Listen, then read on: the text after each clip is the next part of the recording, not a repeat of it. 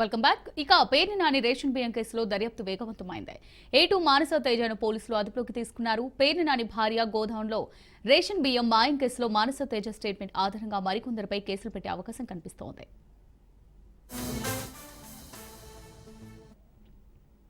ఇక ఇదే కేసులో విచారించేందుకు పేర్ని నాని భార్య జయసుధ కుమారుడు కిట్టు కోసం పోలీసులు గాలిస్తున్నారు. అయితే వారిద్దరూ అజ్ఞాతంలో ఉండడంతో లుకౌట్ నోటీసులు కూడా జారీ చేశారు. మరోవైపు ముందస్తు బెయిల్ కోసం ఇప్పటికే కోర్టును ఆశ్రయించారు. వాళ్ళు దాఖలు చేసిన పిటిషన్పై ధర్మాసనం సోమవారం విచారణ చేపట్టింది.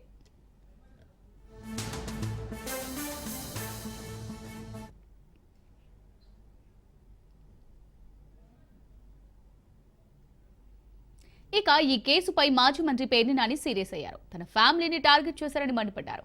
దీంతో టీడీపీ నేతలు కూడా స్ట్రాంగ్ కౌంటర్లు వేస్తున్నారు. గత 5 ఏళ్ల కాలంలో చేసిన అరాచకాలను గుర్తు చేసుకుంటూ తీవ్ర విమర్శలు చేస్తున్నారు. దీంతో రాజకీయ వాతావరణం వేడెక్కింది. ఇక దీనికి సంబంధించి మరిన్ని డీటెయిల్స్ మా ప్రతినిధి క్రాంతి లైవ్ ద్వారా అందిస్తారు. క్రాంతి.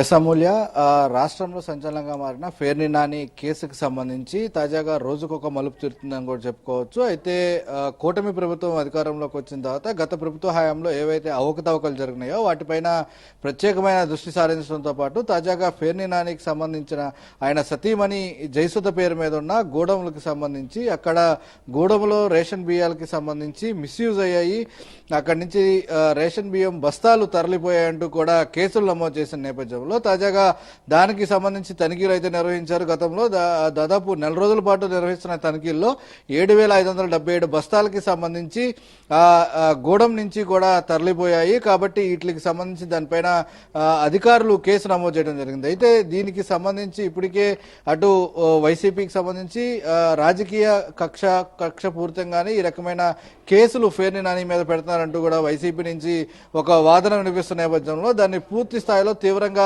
కూటమి నేతలు ఖండిస్తున్న పరిస్థితుంది. మరోపక్క పేర్ని నాని నిన్న ప్రెస్ ముఖంగా కూడా మాట్లాడిన పరిస్థితుంది. తన కుటుంబాన్ని టార్గెట్ చేశారు అంటూ కూడా పేర్ని నాని తాజాగా చెప్పడం జరిగింది. కేవలం రాజకీయ కక్ష కోణంలోనే ఈ రకంగా తన కుటుంబం పైన అక్రమ కేసులు బనాయిస్తున్నారు. నిజంగా అక్కడ బస్తాలు కనుక మిస్ప్లేస్ అయితే అక్కడి నుంచి తరలిపోతే వాటికి సంబంధించిన అమౌంట్ కూడా కట్టాము, అయినా ఇంకా తన పైన తన కుమారుడి పైన తన భార్య పైన కూడా కేసులు నమోదు చేస్తున్నారంటూ కూడా పేర్ని నాని చెప్పడం జరిగింది. మరోపక్క ప్రభుత్వం తరపు నుంచి అటు పౌర సరఫరా శాఖ మంత్రి కూడా దీనిపైన స్పష్టంగా స్పందించిన పరిస్థితి అయితే ఉంది. కేవలం ఆ గోడెం యజమానుల పైన కేసు నమోదు చేయడం జరిగిందంటూ కూడా పౌర సరఫరా శాఖ మంత్రి నాదెళ్ల మనోహర్ స్పష్టంగా చెప్పడం జరిగింది.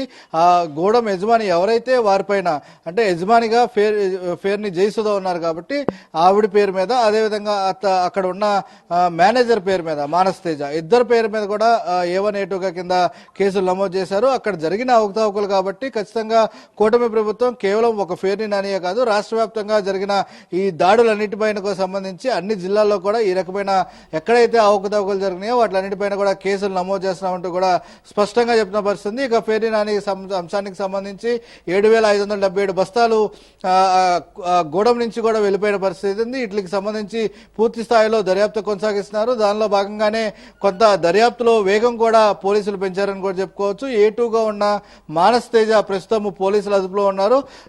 మానస తేజ స్టేట్మెంట్ ఆధారంగా మరికొందరు మందిని కూడా అదుపులోకి తీసుకునే అవకాశం ఉంది. అసలు ఆ బస్తాలు ఎక్కడి నుంచి వచ్చాయి, ఎక్కడికి వెళ్ళాయి, ఆ ఎంట్రీ అనేది ఎగ్జిట్ అనేది అక్కడ ఉన్న కొలతలకు సంబంధించి కాటా అనేది ఉంటుంది. అక్కడ ఏ రకమైన మోసం జరిగింది, ఏ రకంగా తరలి వెళ్ళాయి అనే అంశాలన్నిటిపైన కూడా ప్రస్తుతం పోలీసులు దర్యాప్తు చేసే అవకాశం కనబడుతుంది. ఇక పేర్ని జయసుధ ప్రస్తుతం ఇంకా అజ్ఞాతంలోనే ఉంది. జయసుధ కోసం పోలీసులు కూడా గాలింపు చర్యలు చేపడుతున్నారు. మరోపక్క ఇప్పటికే పేర్ని నాని కావచ్చు, ఆయన కుమారుడు పేర్ని కిట్టు ఇద్దరికీ కూడా విచారణకి హాజరు కావాలంటూ కూడా పోలీసులు నోటీసులు ఇచ్చినప్పటికీ కూడా ఇంకా వాళ్ళు విచారణకి హాజరు కాలేదు. అయితే పోలీసులు ఏ రకంగా ముందుకు వెళ్ళబోతున్నారు, ఈ అంశానికి సంబంధించి పూర్తి స్థాయిలో ఒక పక్క ఇప్పటికే కూటమి నేతలందరూ కూడా సీరియస్ గా ఈ అంశం పైన దృష్టి సారించాలంటూ కూడా పోలీసులకి వినతి పత్రాలు ఇస్తున్నారు. మరోపక్క వైసీపీకి సంబంధించిన నేతలు ఈ కేసులకు సంబంధించి తీవ్రంగా ఖండిస్తున్న పరిస్థితుంది.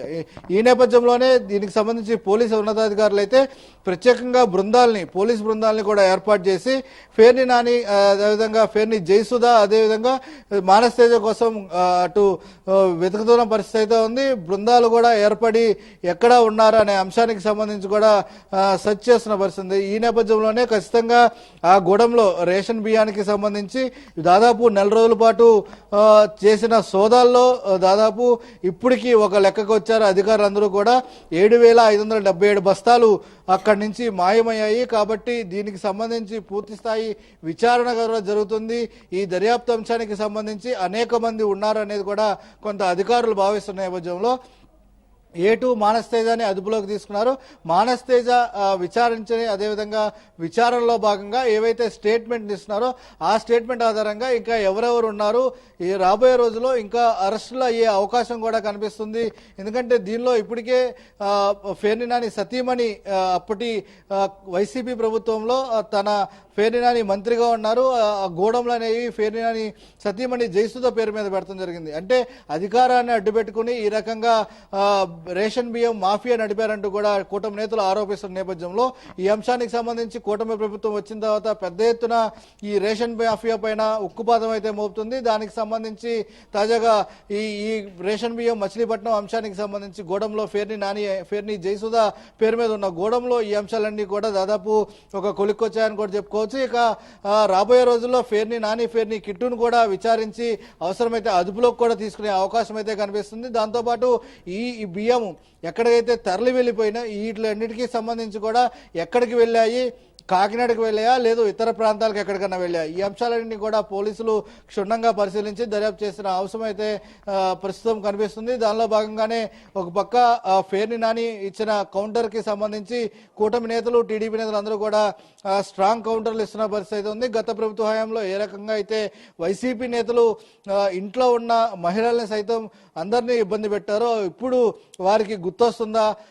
ఇక్కడ చంద్రబాబు అదేవిధంగా కూటమి సర్కారు సక్రమైన కేసులు పెట్టినప్పటికీ వారు చేసిన అన్యాయాలపైనే కేవలం కేసులు పెడుతున్నారు తప్పితే ఎక్కడ అక్రమైన కేసులు నమోదు చేయట్లేదంటూ కూడా కూటమి నేతలు కౌంటర్ ఇస్తున్న పరిస్థితుంది. అయితే ఏ రకంగా రాబోయే రోజుల్లో ఈ కేసు ముందుకు వెళ్ళబోతుంది, అదేవిధంగా పేర్ని నానికి సంబంధించి ఈ అంశాన్ని అరెస్ట్ చేస్తారా లేదనేది కూడా కొంత ప్రశ్నార్థకంగా మారింది. మరోపక్క పేర్ని జయసుధకు సంబంధించి ఇప్పటికే జిల్లా కోర్టులో బెయిల్కి అయితే అప్లై చేసుకున్న పరిస్థితుంది. దానికి సంబంధించి ఇరువాదనలు కూడా న్యాయమూర్తి విన్నారు.